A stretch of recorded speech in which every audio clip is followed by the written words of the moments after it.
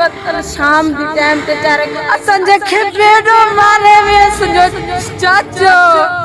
कन कपे वे उनन जी नास कपे वे उनन जे चप कपे वे असंजो बेडो वियो असा के इंसाफ कपे असंजा कातिल ज़ाहिर कर दो असंजो बेडो मोट सुकटणिया चास मैं बे भैया अबियुआ मारल किते जने सुते दी लाश न मोटे से बेडो सब कपे अगा सकू पजीवानी जरंद अंदर तड़बे साडी ठसे ओ आमन वाले किते अंको अल्लाह करे माने बस नल जल्म कितने प्याल के मारे ने अल्लाह की के आदमी कत्ल कर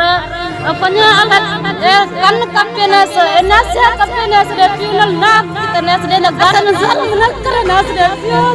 जल्म कितने से वलन वाला मैं सौदरा दे तुम मेरा पापा बाबा तू असांजो बाबो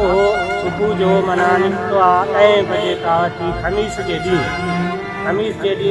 अस्सलाम वालेकुम नाज़रीन। दादू खां सर जलाल सोलंकी जी ख़बर ॾींदा हलूं। जोही थाणे जी हद में हफ़्तो अॻु D2 शाख वटां ॻोठ बच लिगारी जे रहवासी अहमद लिगारी जो तशद्दुद थियल लाश मिलण वारे वाक़े जी जांच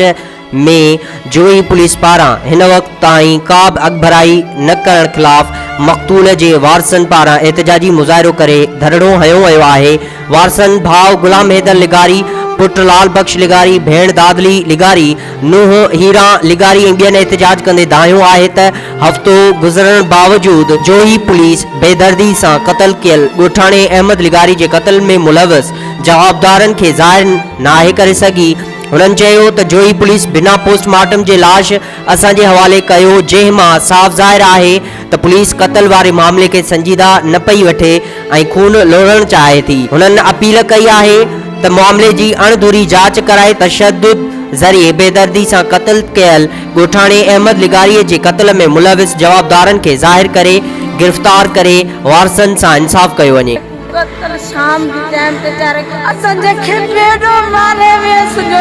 चाचो कन कपे वे उनन जी नास कपे वे उनन जे चप कपे वे असंजो बेडो वियो असा के इंसाफ कपे असंजा कातिल ज़ाहिर कर दो असंजो बेडो मोट सुकटणिया चास मैं बे भैया अबियुआ मारल किते जने सुते दी लाश न मोटे से बेडो सब कपे